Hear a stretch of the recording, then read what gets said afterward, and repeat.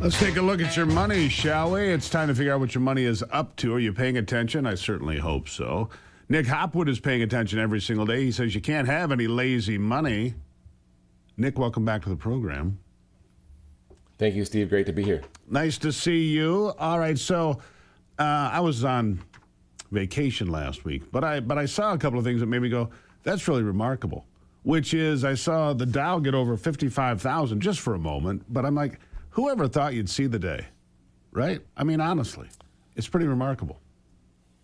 Yeah, it's been great. I remember back in 99, they were talking about Dow 30,000 and it seemed untouchable, but here we are at 55. And by the way, last week was a breakout week, just a monster performance for the markets. So everyone should be checking their brokerage accounts now and smiling. So why is that? Look, the economy has lost jobs. Inflation's still at, 3.5%. The Fed's not going to do anything about that, obviously, because they think that it's still too high. In fact, there's discussion they might raise rates. That'd be a crazy thing to do, wouldn't it? Yeah, the odds are now that the market is saying that the Fed will raise rates between now and the end of the year. But when you have a down jobs number for July, like we saw last week, where government lost 53,000 jobs, the private sector gained only 30,000 jobs, so it was a net loss.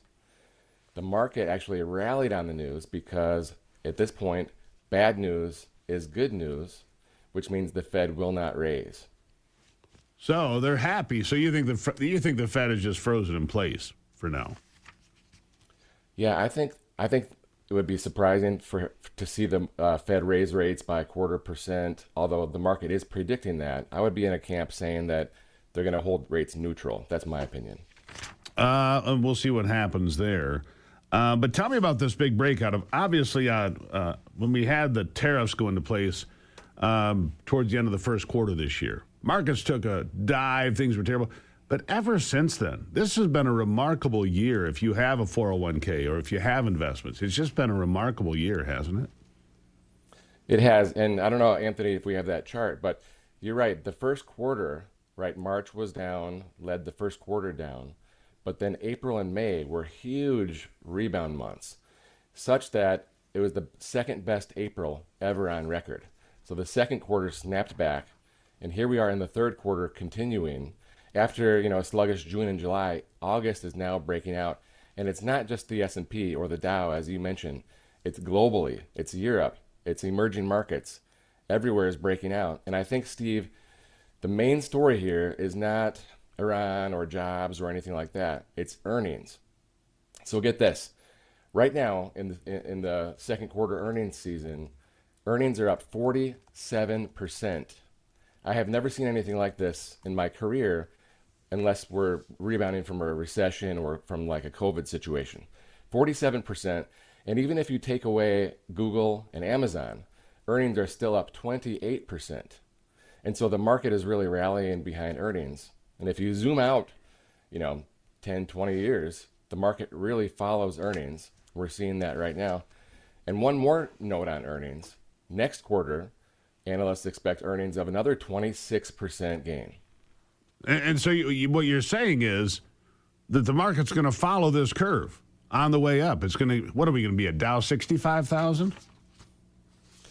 That's your prediction, but yeah. It's not a prediction, it's a question. It's a question. The market will follow earnings. It's not a straight line, it's not perfect, but over time it will. So if the analysts are correct, then yes, we would expect the market to be strong.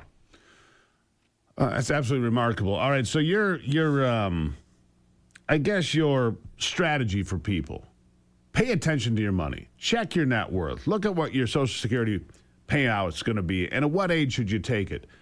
Make sure, because you always say no lazy money. That's basically your catchphrase, no lazy money. How important is it for people to be paying attention closely, even when it seems like it's sunshine everywhere? Yeah, I think everyone should be really intimate with their finances. Okay, so every month you need to track your expenses and track your net worth. Why do we have to track our expenses? Well, I'm not putting you on a budget, right? No one likes to be on a diet. But we have to understand what our needs are so we can plan for the future. Steve, if you come to me and you say, am I on track for retirement? I need to know how much you spend each month to identify that goal. And then from a net worth point of view, if you're not tracking where your assets are, what the values are changing from month to month, if you're not tracking your liabilities over time, then you really don't have that intimate sense of your balance sheet growing. I've been doing this for over 20 years, that is tracking my expenses and net worth, and it's really rewarding to look back and see the progress we've made.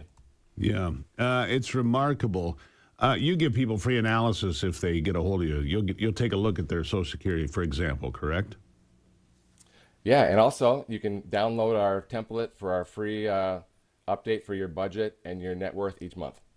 Free from Nick.